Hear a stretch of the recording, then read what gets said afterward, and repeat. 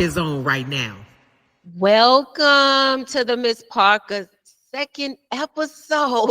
Because we made it to the second episode. Welcome to the second episode of the Mz-Parkah Podcast show. Remember to use your hands, guys. Hey, Michelle. Hello.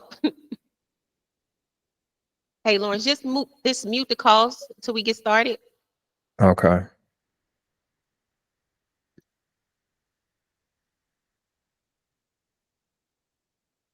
Yep, she's muted. Okay. Welcome to the second episode of the Mz-Parkah show. I am so happy to be back. Yes, I have my cowboy attire. I am in the South. You know, I got corrected today. I said the South, and they was like, no, it's an F on the end to show you are saying it incorrectly. And I was like, okay, so it's the South. So welcome to the South with my cowboy hat on. I think if Beyonce can do it, so can now all minds speak. And yes, I have the world's best ex-girlfriend on my t-shirt. Very nice t-shirt. I want to thank you guys for joining me today. We're going to bring on my guest, my special guest, my dear friend, Ursula Michele Ballard, who is a public health practitioner. We're going to have a conversation around health and wellness and how well do you really know your body? I want to know, do you really know your body? Do you think you really know your body? Well, we're going to have some conversations around health and wellness, and she's going to give some examples of some kind of meal plans and some things you guys can eat. You know, we still have to enjoy food, but we have to have respect for it too. It's a time and a place and a way to consume food. And I think to get a better understanding of why we eat the way we eat, why we think about food the way we think about it, comes from, you know, our environmental work, how we were raised and how we looked at food and how it was prepared and how people actually educated us on nutrition, especially in some of the inner cities or urbanized areas. We're going to have those conversations around that. We're going to talk about food deserts. I don't know if anybody know about food deserts and how it affects some of the Black and brown communities. We're going to go into that as well. So I want to thank you guys again for joining the show. And let's get started. Let's get started. Well, first, I wanted to have a conversation, show some respect, right? We had a few people to pass away today. And I think it was more controversy around one particular person that passed away, which was OJ. So I just want to send my condolences to his family. In spite of, nobody has a heaven and hell to put anybody in. So in my words, you know, he's with the maker, to be absent from the bodies, to be present with the Lord. So any kind of conversations or anything that has to do with OJ will be between him and God, right? So at this time, I just like to extend my deepest condolences to his family. But it was a lot of controversy around that. I don't know if you guys got a chance to kind of listen to some of the comments. It was just like, wow, you know, it was really hard, you know, not so much as heartless, but it was just like, wow, where's the empathy? I mean, we really don't know. Some people can assume, everybody say they got the, you know, the information that he did do it, and some people say he didn't do it. Like, again, we really don't know. That's between him and God. Only God knows exactly what happened that day. So, like I said, you know, we just have to be mindful when we are gloating in people's failures, right? People have weaknesses, and a lot of celebrities and people their lives are casted in front of us, so we get to judge, right? And he who without sin cast the first stone. Nobody can cast a stone on anybody. I mean, if somebody walked around with a camera with you all day, I'm sure they would find some weaknesses that you have. You know, some things that you may not feel is a weakness to you may be a weakness to somebody else, but be mindful how you gloat at other people's failures and misery. I mean, like I said, I'm not here to judge if he did do it, if he didn't do it. If he did, he's gonna, he gonna reap. If he didn't, he's still gonna reap, right? So there's the benefit of both, right? So I just wanted to just say that, you know, I know it's a lot of celebrities right now that are in the media, and sometimes I think the media does a real damaging job. But my thing is, if people are falling to their lust or whatever it is that they fighting against, that doesn't mean that we get to just, you know, kind of judge, right? Because like I said, be mindful how you judge somebody else, because you may not get it, but that may fall on your kids, right? So you want to be mindful of the words that you speak, plant good seeds, not deceitful seeds, because they will manifest. Either or, they're going to manifest. So I wanted to just stop and just say that I just felt like, wow, me going through a healing process, or going through counseling right now, it makes me accountable for my thoughts, right? And so I just want to make that clear, like, I have things that I fight against every day. Does that make me a bad person? No, it just makes me a person that has to kind of, repent daily, like all of us do, right? We all don't have the heaven and hell to put nobody in. And we supposed to be working out our salvation with fear and trembling daily as well, right? So I just feel like the accountability in what we say, just be mindful that the words that come out of your mouth, they produce, and they produce either negative or positive fruit. And you just want to be mindful that whatever you speak on somebody else, be mindful that that stuff can come back, and that stuff will affect your generation, right? They can fall privy to some of the desires and, lust things or whatever it is in the heart, right? The wickedness in the heart, it can fall on anybody. And I think we all deal with things daily if we honest with ourselves. So I just wanted to say that. So my condolences. It was DJ Mr. C that passed away as well. So Yeah. if anybody know hip hop, he was part of our era, which is the Generation X, the forgotten generation, the best generation there is. Yes, I said it. I'm ready to argue. The latchkey kids, the kids that was raised by the baby boomers now. So yeah, we kind of a strong generation, but we had some really good talent back then for the hip hop era. So my condolences to his family as well. And we will get started with my special guest, my dear friend, Michele Ballard, who has agreed to join me on my show as it relates to health and wellness. And I want to know, do you really know your body? Do you really know the things that make up your body? I know that I've been in doing school food for 10 years, right? And I never understood how important it is for us to follow compliances, right? And the state makes up what we do and how we feed and how many calories our intake our kids is supposed to have for a week. And, every week they have to have a certain amount of green, yellow, red, that kind of thing. So I didn't understand the process of that until I actually got into the industry. But then I learned a lot as far as how that same structure that we do for our kids is the same way that we do for ourselves, right? And the things that we need to make up the calories and the nutrients that we need for our bodies week to week, day to day kind of thing. So I brought Michele on here because Michele and I worked together and at a time, and I hired her as a registered dietitian, right? So I interviewed, her name is Ursula Michele, right? So when I interviewed her, I'm like, it's never, black or brown that I see in that industry a lot, right? So I interviewed her, the screen pop on because we did a virtual, it was around COVID, right?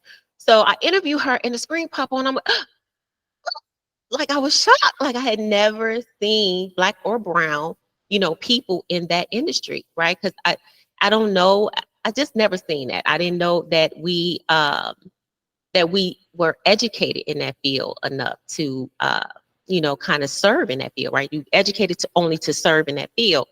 And so I'm interviewing her. I have her resume and I'm like, oh, she is brilliant, right? So I hire her. Of course, I hired her.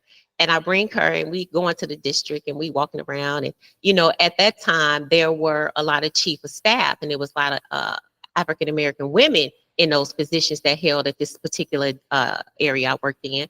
And of course, again, you don't see a lot of us at the top like that, this chief of staff of any kind of educational systems. Like I was just like, wow, right? So I'm bringing Michele. They were my friends though. Like I said, I'm just introducing Michele to the crew, right? We had a crew. And when I said it was the registered dietitian, everybody was like, what? Right? And you got to think they are in education. So we were like really in awe of the professionalism and the fact that we are able to speak to our own nutrition And being a woman of color, it just made it more evident that, you know, we have a say in this industry, right? And that our bodies are a little different and how we receive our nutrients for our bodies and stuff. So I learned a lot from her, working with her. So yes, I hired her to be my registered dietitian at the time. She's big wigging it now. She's still a RD, but she's a public health practitioner. So I want to introduce Michele Ballard to my show. Welcome, Michele. Hi, how are you? I'm so excited to be here. So we were talking, Michele and I had a conversation yesterday, and well, we talked during our career as far as talking about education, food, nutrition, and education. And we were having a conversation about our bodies. And I wanted to be honest, when I was maybe like a few years ago, maybe 2012, maybe 15, 13 years ago, I was at a weight of like almost 300 pounds. And I did a before and after of the weight that I had lost. And I wanted to talk about the state of the mind, Michele. So we can start there first. How, for me, I was so depressed. Like everything around me was depressing to me. I was trying to find, I was married at the time, and I had my daughter. I had a family, you know, that a blended family at the time. And then trying to find your own identity in that was really hard for me. And then I only, as far as with me, I had my own personal battles. Like I just didn't feel good about myself. You know, when I looked in the mirror, I didn't see whatever, you know, what people say, oh, you're attractive. I didn't see any of that. Never saw it. Right. And I struggled with that thing. I struggled with insecurities about my appearance. I struggled with insecurities about just who I was as a person. And I remember eating in a way that was so like, it felt like food was just the only person that understood me at that time, right? And I remember just sitting up there, I could eat a gallon of ice cream. I can eat, I was eating just to fill a void, right? And I remember I got so big in my weight that I developed acid reflux disease so bad that it would mess with my, you know, my vocal cord. It would have me hoarse all the time. That it was just, I could feel like the acid that would come up in my throat, and you like hear it sizzling. Like it was just bad. It was really bad. And so some of the things that I had to get rid of was like the chocolates and the sodas and stuff like that. But I had to change my mindset. So I wanted to talk to you, Michele, like, and to the audience, and just say, you know, at you being a public health practitioner, I know you see the negative ways that people are, you know, eating, the negative ways that we look at food, the negative ways that we are dealing with mental behaviors. I just want to talk about that. So if you can just kind of shed some light on, do you feel like our ethnicity as a whole, just the struggles that we have alone add to how we see food and how we perceive our mental status in this environment that we're in?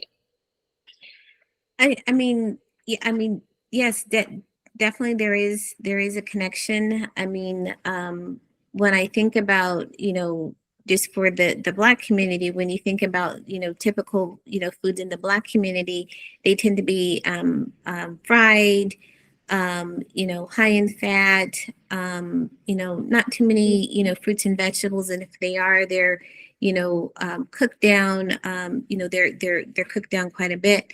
So, you know, we know that for, you know, the with the research, the DASH diet and the Mediterranean diet, and I have some things that I can pull up, but also in addition to that, when we think about overall health, and when I think about overall health, I think about my mental health, I think about my physical health, emotional health, and everything, but also stress that comes with it. So, and then, you know, we're working, we're trying to take care of our families and everything, you know, everything like that.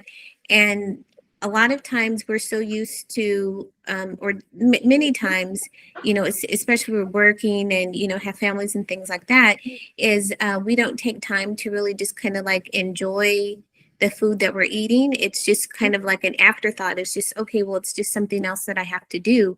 And we're not really focusing in on, the food. And I believe that can play into, well, we just, continue to shovel down the food.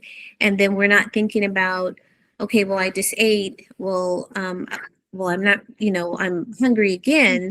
So, really just the entire process and really just being mindful, being mindful. And, when I'm talking with individuals or even with groups, writing down what you're eating, write down what you eat. How did you feel about it? I mean, how much, what time of day was it? I mean, did you, have a headache? How are you feeling? Did you not get, much sleep last night? So I think it's it's a process, definitely, but I found that, even, just simple things, just writing down what you're eating, time, how you're feeling at that point, and then you can go back, because if we don't write it down, how do we know?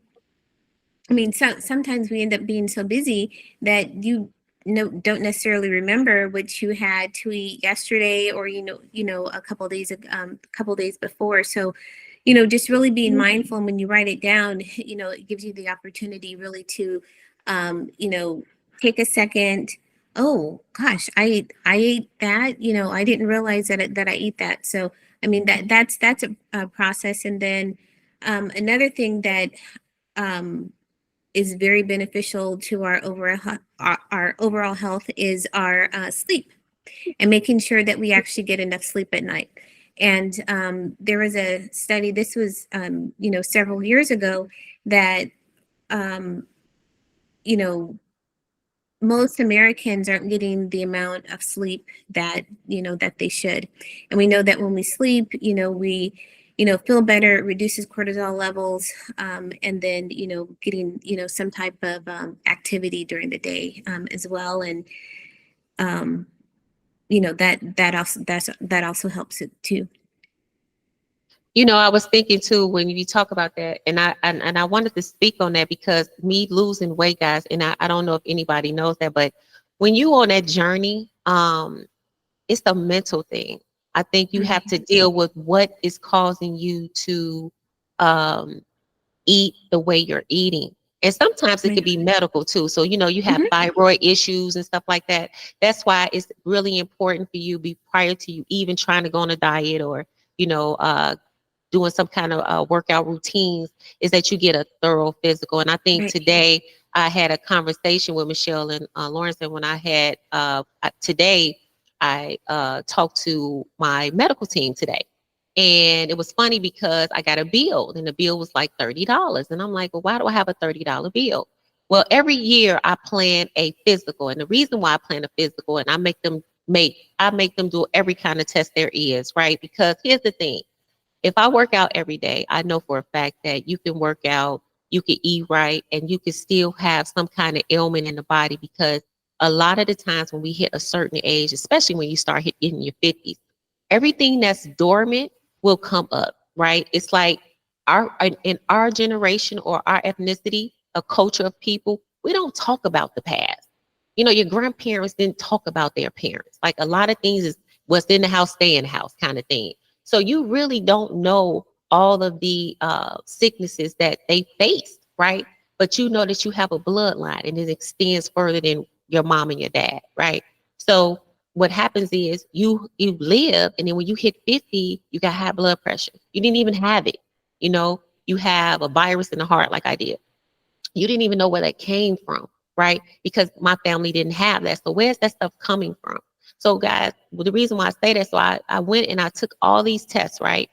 Not knowing that when I was young, we used to go do a physical, and your physical was like, they took the blood, right? And they, did everything. You was at the doctor all day when you was a kid, right? When you did a physical.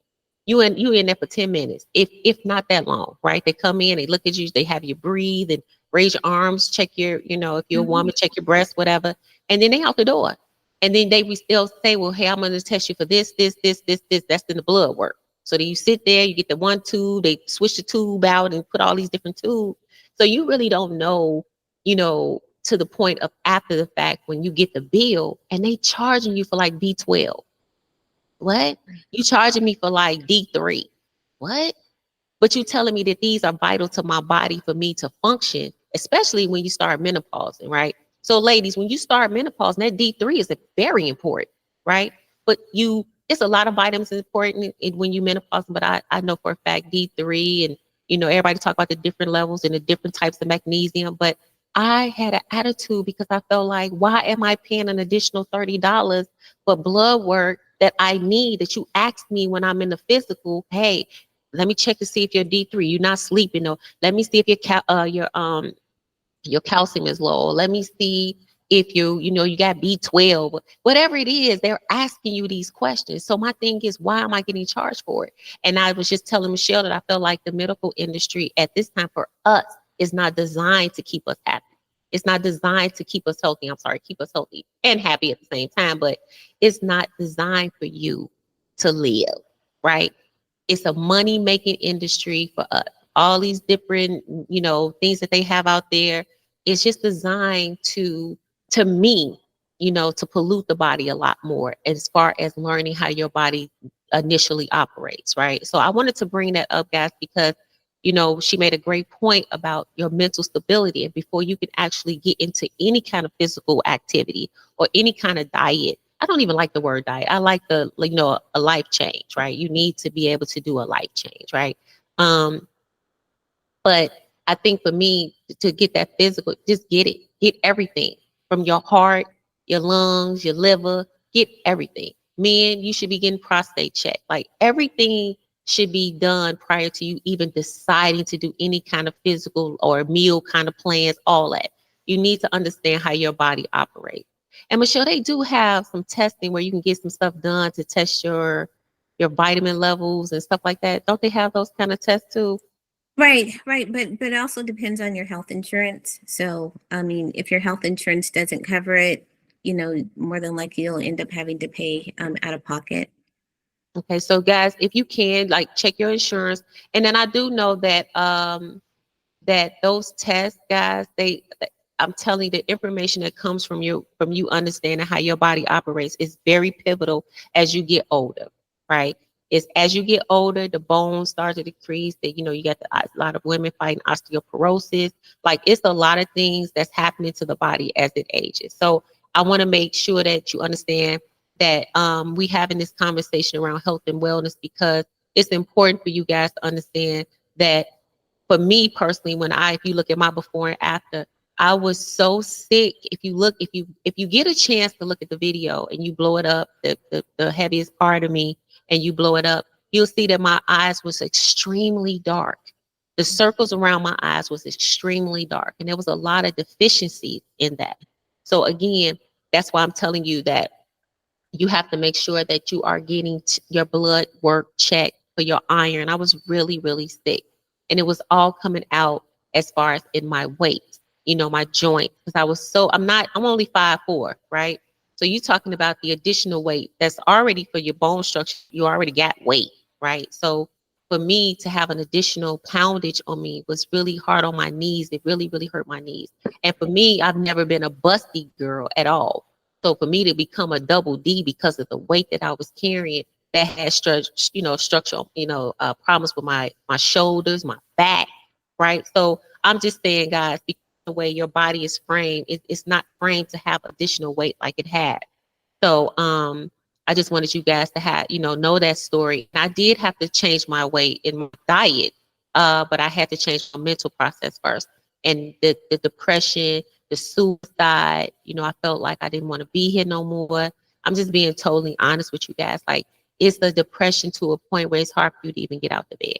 So I just wanted to make sure that you understood that it was a before and it was an after of me. Like, yeah, a 2-piece, absolutely. Now, do I struggle to stay in a 2-piece?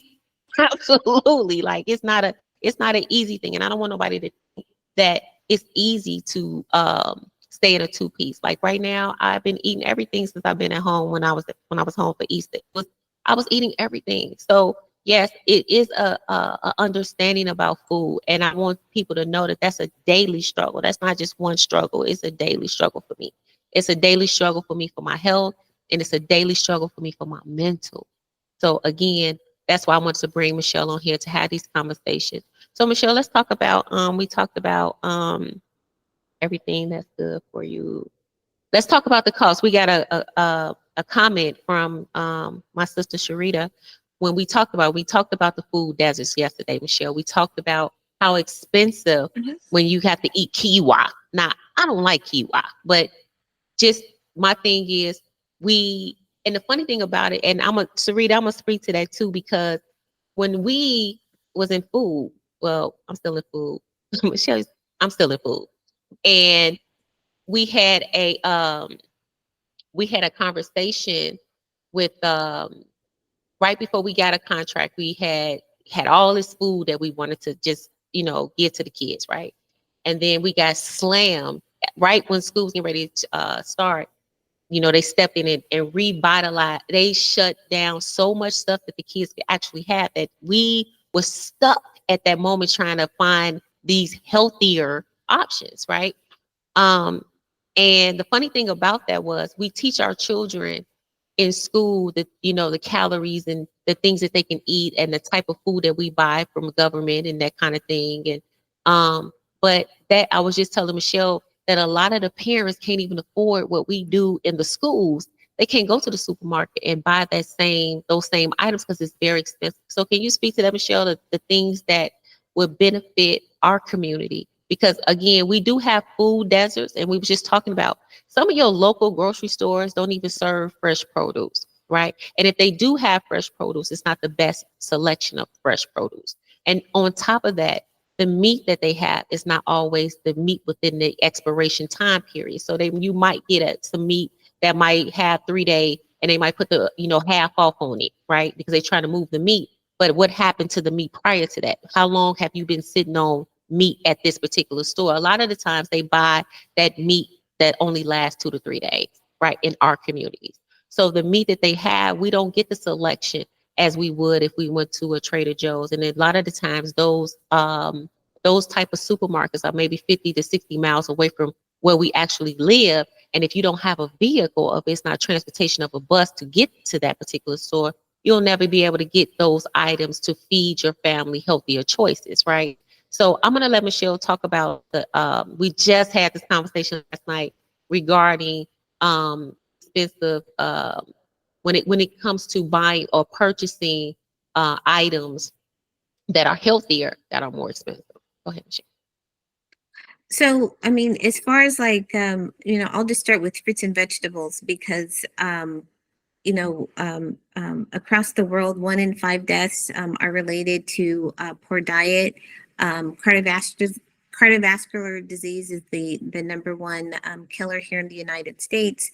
But also, in addition to that, is when we're going to the grocery store, ideally it's best to, if you're able to get the fresh, but frozen fruits and vegetables, those work too. Just make sure that especially like with the vegetables, that they don't have too much sodium or sauces or anything like that.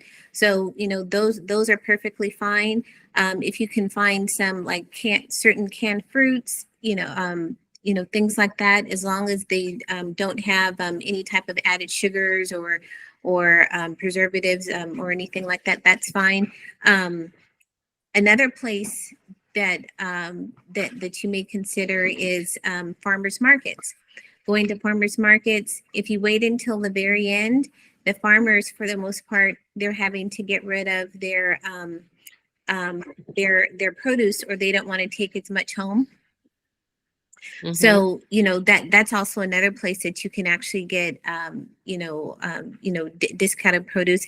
And another thing that I do is, when you're going to the grocery store, before you go, take a look at the sale ads, because what's on sale, different fruits or vegetables, different products, that's also a better way, a great way to save money. And if there's coupons, that's also another great way. But, excuse me, the research shows adding more plant-based and or just adding more fruits and vegetables in our diet reduces our risk of deaths and also certain types of diseases long term. Absolutely. Absolutely. And you know, it's funny too. Hey guys, we're gonna take calls in the next 10 minutes. So if you guys want to wait until we open the lines up, I would let you guys speak. We'll take calls at like 8:40, I want to say, because we're gonna end the call. I think we're doing a 45-minute call today. So if you guys continue to talk, we probably go an hour, but it's usually a 45-minute show. It's supposed to be. But give us a few minutes. I want to be able to touch a lot of points with Michele while I have her here. And if I have to, I just have to ask her to come back because you guys really have a lot of questions when it comes to health and wellness. But I wanted to talk about, you know, too much of anything can be bad, right? Like if we talk about vegetables, but to me, if you eat too much salmon, it could be a problem, right? If you eat too much asparagus, you know, sometimes asparagus comes with the smell with the urine. So, you know, that could be bad. It gives you, you know, broccoli makes you bloated. You know, it depends on your body and how it responds to some of the vegetables that you eat. So again, everything has its pros and cons, right? Just because you eat a lot of, you know, healthy food don't mean that there's not a con to it, right?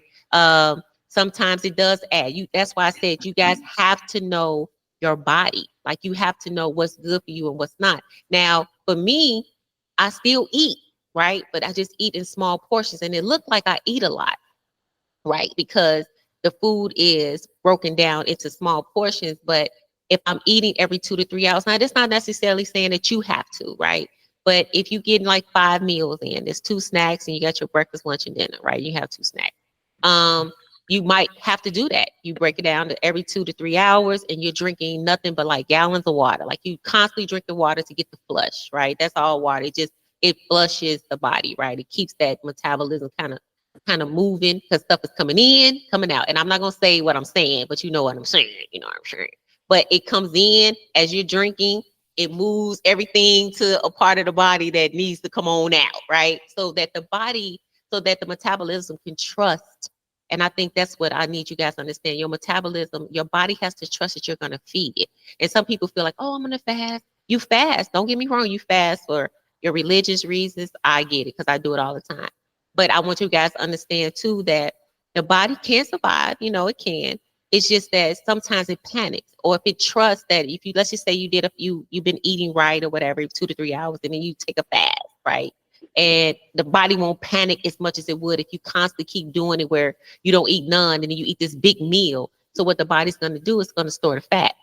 So if you eat one time, your body's not going to trust you to eat it. So it's going to take the fat and store it. So as you think you're losing weight, you're really not losing weight, you're losing muscle mass, right? So you guys want to be mindful of how your body operates, right? And that's what I wanted to talk about with Michele. We talk about vegetables and stuff. Yes, it's good to have those. And like I said, she's going to share her screen and have some things for you guys. Again, Darren, can you wait? We're going to do calls at like 8:40. I'm going to have Lawrence flag me so that you guys can get on a call with Michele or myself, and you guys can express what it is you really want to express or talk about when it comes to your health and wellness. But we was talking too about vitamins, guys. I know that I was asking Michele too about the type of vitamins that I take. And I was, everybody always think about the A, B, to C. No, they only think about B and C, right? We do, we think about D3 and we think about, it's K2 out there, right? So I'm gonna have Michele talk about some of the vitamin intake too. And some, it's funny because some people believe that vitamins is just a way, they don't give us all what we need in these, in our, what we buy. And so I'm gonna have her speak to that because I have 2 sets of people. I have 2 sets of people that believe that the vitamins are good that we take. We go to the Walgreens or you go to your local store and you get your vitamins. And some people go to the dollar store and get their vitamins. And people feel like those vitamins are not really good. They not, the companies are not really putting what they need in those percentages of vitamins. And then you have some people that believe they are. So I wanted Michele to have a conversation around some of the vitamins that we take, especially for women who are going through menopause. So as far as vitamins, the first thing I want to say about vitamins is go to the doctor, get your levels tested.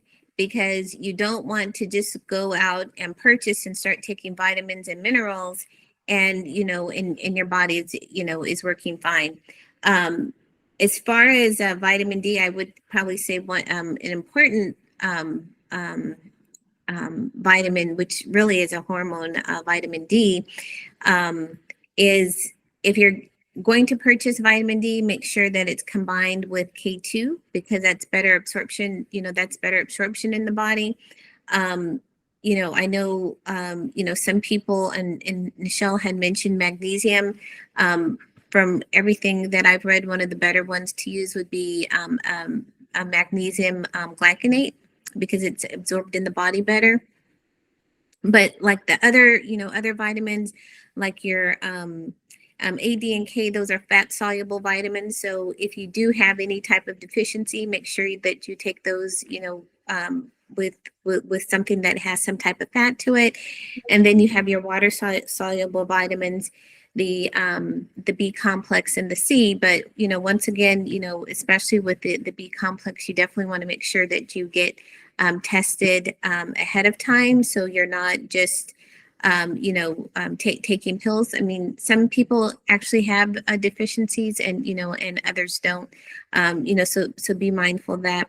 And then if you do end up purchasing them, I would recommend going to a reputable a reputable company, and make sure that it's you can look for information that it's actually been tested for metals, for heavy metals and things like that. So that's really important because we definitely live in a day and age with where we're exposed to all different types of toxins, throughout the day. The body is able to get rid of some, but, if we just think about the environment just from packaging and, other things like that, we definitely need to be mindful of that as well.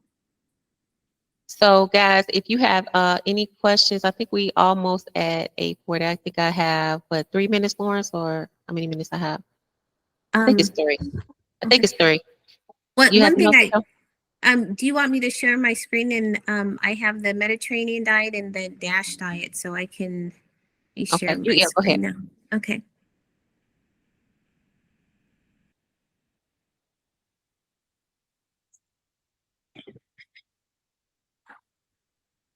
Okay. Can you see my screen?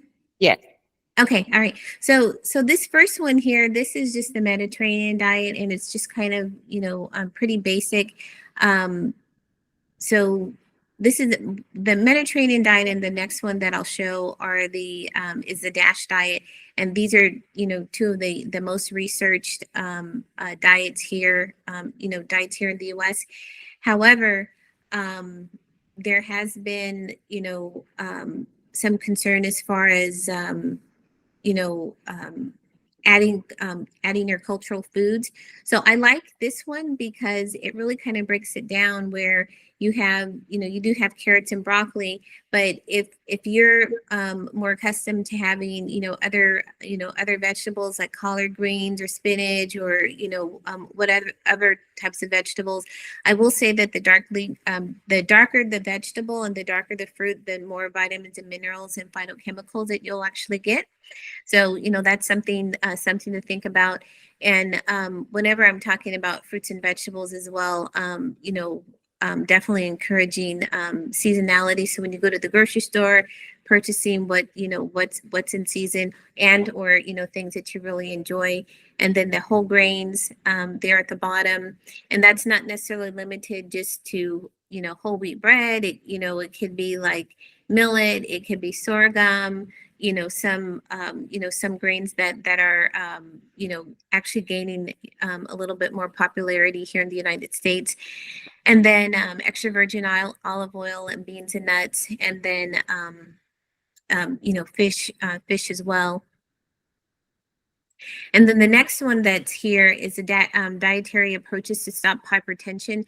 This diet has been around for some time as well. Encourages different fruits and vegetables. And once again, going back to what I was saying writing down what you're eating, because one vegetable or fruit may be fine for one person, it may not agree with you. And so when you're able to write those things down and like, well, I don't feel, that I don't feel the best with eating, a particular vegetable. So, just being mindful of that and figuring out really what foods work best for you. And you have lean proteins at the bottom, legumes, and then fats and sweets, limited amounts, and then low-fat dairy. And those diets, guys, they really work because to me, you still have a sweet tooth. I'm not saying that you can't eat that red velvet cake. Man, I like red velvet cake. Whew. I'm not saying that you can't eat red velvet cake. I'm just saying that you can't. To me, it has to be in moderation. You have Exactly. to you have to eat it in moderation. And you have to have willpower to know that, okay, this is enough, right? I may not be able to eat the whole slice at that time, but I can eat half of that slice, right? And just be mindful. A lot of the dark chocolates that they have are really good, antioxidants, as far as if you want to eat the dark chocolates, you can. Because I have a sweet tooth. Look, I eat. I'm a tourist. I eat. We foodies, we eat. But in my eating, I haven't gained the weight that I lost, but I still gain weight, right? My body is still like, okay, girl, you eating, because I'm putting on pants and I'm looking, and I'll be like, okay, I'm eating too much, right? Now I'm starting to, gain more fat than muscle, right? So the whole objectivity is to, reduce the percentage of body fat and gain more muscle through protein. And then again, protein can be good and bad, right? So you have to be mindful of how much protein you're taking because it attacks the kidneys, right? You want to make sure that, it's a balance in everything that you do. Like I said, not everything that's good has a pro and a con, and everything bad has a pro and a con. You just have to be able to balance what your body intake is and know what works for your body. So in that, like I said, it's very important that you understand your body when you actually go and you get those tests and you really look at how you are. And a lot of the times too, our weight, and especially in menopause, any weight, but especially in menopause, it attacks the midsection, right? That's where you might get the body aches and the joints and stuff like that. So a lot of the times the K2s and the different, I like hibiscus tea too, guys, for like high blood pressure, but check with your doctor first. But some of those herbal teas really work for some of the ailments in our bodies, right? But I was saying that, a lot of the time it attacks our midsection. That's why it's so much play in that area. And that is just not for women too, men too. When they start to get older, their stomachs protrude, right? And that a lot of that is a lot of diet, right? It could be other things. So that's why I say you guys can actually go get checked. I would get my prostate. If I was the man, I would start looking at that, right? It's very important, guys, that you look at that and start looking at different ailments that attack the body. But a lot of the time it's you can look at the stomach and tell that there's stuff going on, right? It could be your eating, it could be your exercise. It could just be an ailment that you might have to go get checked just to make sure that the body is, kind of passing through. Are you drinking enough water to get that to pass through so it's not sitting, just in your stomach? It's just in your intestines. You want to make sure that you actually, checking your body enough to know where that lies. And that it's not just for women, it's men too. So we all have that midsection area that is always a target. So I don't want anybody to feel like it's a bad thing, but those are signs, right? When you start, your stomach is swelling and things like that, you just make sure that you just go get checked first, right? And then we can deal with the fact of what happens afterwards, the diet that Michele is talking about. Because, I used to go to Michele too and be like, Michele, I'm gaining weight out here because I was just eating. I'm always eating. And she was like, you can do the Mediterranean diet, Michele. So I want to make sure that you guys know that I stress to the fullest to, and I know, here's the thing, and I know people have a thing with doctors, right? Everybody don't trust the doctor. So, but you have to be educated when you talk to them because sometimes they'll test you. And if you have parents, guys, that's older, like we are, if we Gen X, we got parents, baby boomers that's our parents in that generation, go to the doctor with them.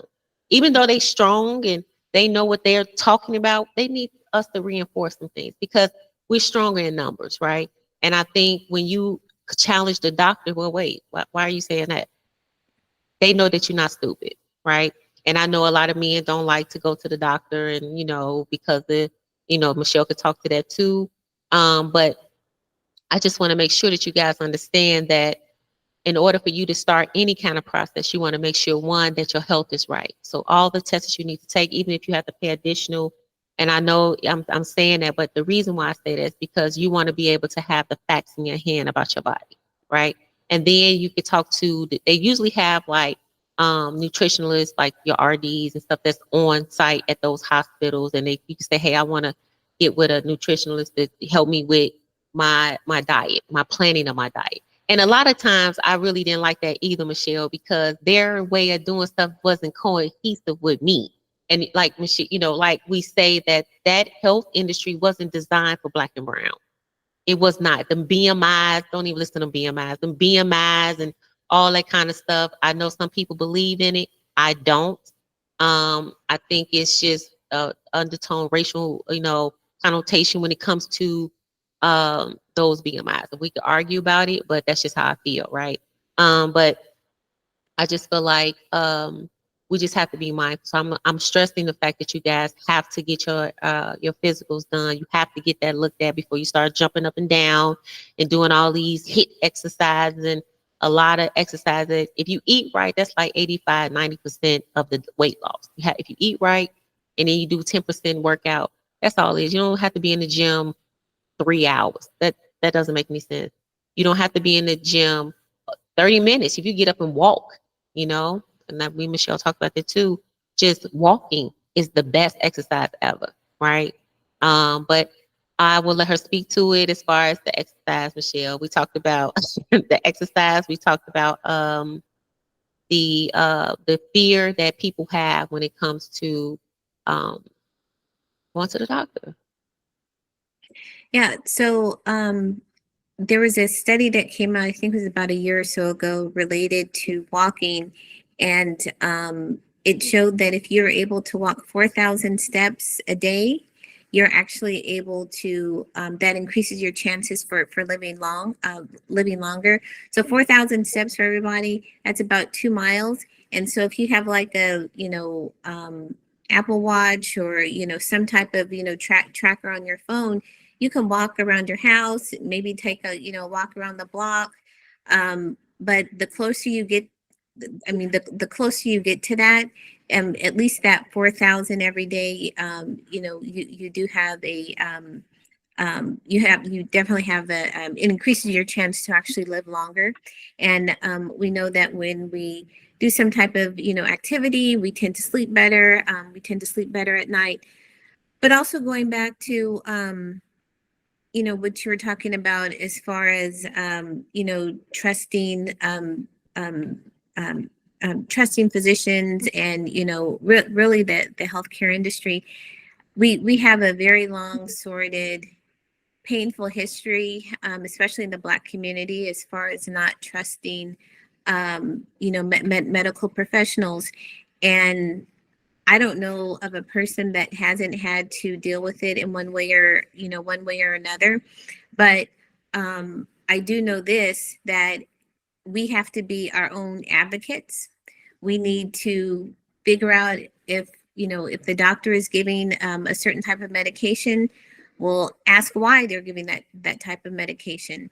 And doing your research. And when you go into the doctor's office, asking the questions. And if they're not able to they're not able to answer your questions, maybe it's time to actually find another, provider as well.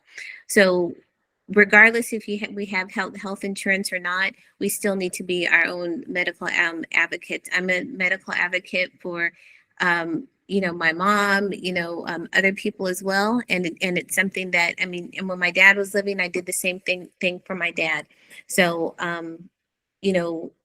it's critical that we're medical advocates for ourselves and also our families as well. Because we only spend a very, okay. Go ahead, Michele. Go ahead. Okay. I was just going to say that we spend a very small portion of time with our doctors, and we can't rely on a person that we don't spend much time with to be able to, provide, everything about us when we're with us day after day, figuring out what works best for us, what doesn't work best for us, and then really being able to have those conversations with our healthcare providers. So in that, guys, just asking those questions that you need to ask, you need to know your body, right? The test that they say that they giving you, you have the right to get other opinions regarding that test. You have the right to ask if for the medication. They supposed to be able to explain it to you, and not in those doctoral terms. You could just say, hey, break that down. So like I'm a fifth grade, right? And you have the right to get a printout of that information, right? They can give you that. And you can understand how that affects the body, and you just do other further research, or you call, like I said, I have a sister that's in the medical field, so I could pick up the phone and call her and say, hey, Nisi, what does this mean? Or, what is this diagnosis? What does it mean? Maybe everybody don't have that, and that's why you have the right to question and get the information that you need from that particular physician, right? For me, when I had acid reflux disease so bad that I had to get a second opinion, right? So that's what I'm asking you guys. You have to make sure that you are an advocate for yourself, and for anybody that you feel like, for my mom or my daughter or my granddaughter, whatever, you want to make sure that you understand, whether you tell them, hey, when you go to the doctor, put me on speakerphone, right? And you asking questions. You want them to know that there's somebody other than that particular person that people care about, and they're going to be on your heels if something happened and that you didn't diagnose them properly, right? You want them to know that I take your job very seriously, because I want you to take it. I'm looking at you take your job serious, and I'm gonna hold you accountable if you don't, right? So I think that we have to just be out, especially in the Black community, considering, the Tuskegee experiment, considering Miss Lack, that they used her organs to, figure out cancer cells, and nobody, and her family was still fighting that, so we have to be mindful, guys, that for us as a generation, that as far as a people, that we are looked at different, because we have some genetics and genes that can be copied and emulated and needed for science, right? So you guys want to ask those questions, because you want to know about your body, because our bodies are studied for science. Our particular genetics and culture is studied for science, and I'm going to say that loudly, right? So you want to be mindful, if we're those people that they're looking for answers, then we need to know the answers within ourselves. That means you need to go to the doctor and figure it out, and make sure that you're getting the right answers that pertain to you and your development and your growth, right? If anybody wants to talk, we at 8:53, we went in this call like 7 minutes. So if anybody wants to call in and talk to Michele, if I have to do it, if you guys call me and say, hey, Michele, can you bring Michele back on? I will bring her back on. But if you were shy and don't want to call in, I'm accepting phone calls right now, so that she can answer some of your questions. If you have questions for me as relating to the body, I'm not medical, I'm not a trainer, I'm none of that, but I am doing body contouring too, so to tighten the skin. So as we lose it, we tighten the skin. The recommendation for some of the things that I've done during the body sculpting that I'm doing, and it's non-invasive. So if you guys are interested in that, please hit me up. I have people that have been hitting me up, so I thank you guys for that already. But if you guys are interested in the things that I've done to tone the body or just make it look smooth, I don't need abs, it just needs to be a little smooth. Just let me know. You can hit me up or hit me in my inbox. But if you guys want to call in, the numbers in the comments, right? Florence, the numbers in the comment. You guys can dial in right now. We have like maybe 6 minutes. I want to say 5 minutes. I can't see my clock at the bottom, but how many minutes we got, Lauren? 6 minutes. I think it's 6 minutes. So if you guys want to call in, how many other minutes you want? Okay. So if you guys want to call in and talk to Michele personally, if not, you can put it in the comments and we'll read it. I'm looking at Facebook right now. And if you guys are interested to have a conversation with her, please let me know. Don't be shy. If you want to have a conversation with her, you're more than welcome. Again, we are talking about health and wellness in the mental too. So your mental stability is more important than anything.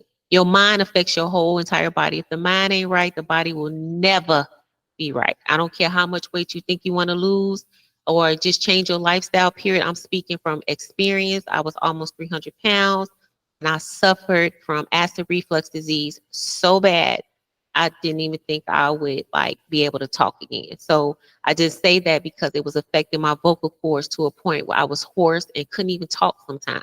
So I just want you guys to be mindful that this is a process, and you know it took you longer to put the weight on than it would for it to come off, but it does come off, right? And it can stay off. Like I say, I struggle with it. Struggle with mental daily. I struggle with weight daily. This is not just a one-time fix for Michele, period. But if you guys don't have any more questions, I want to thank you guys for coming on. I want to thank my girl. I want to thank Michele for coming on. If you guys really want to see Michele again, just let me know, because she is the perfect person. And I trust every word because we work side by side. And her expertise in this field is just amazing. But even for my kids, when we was doing stuff for our, where we work, there was a lot of kids, trust, thousands and thousands of kids. And she was able to implement any kind of menu that I was trying to implement at the schools. I wanted stuff different. But I just want to thank her for coming on my show. I really appreciate you, Michele. I appreciate her. I appreciate her. Lawrence, I appreciate you that's my IT dude in back. That's Lawrence Law. But I want to thank you guys for joining my show. I really appreciate you. If you guys wanted any kind of additional information on health and wellness or my body contouring by Mz-Parkah, please let me know. I thank you all for joining, and you guys have a wonderful evening. See ya.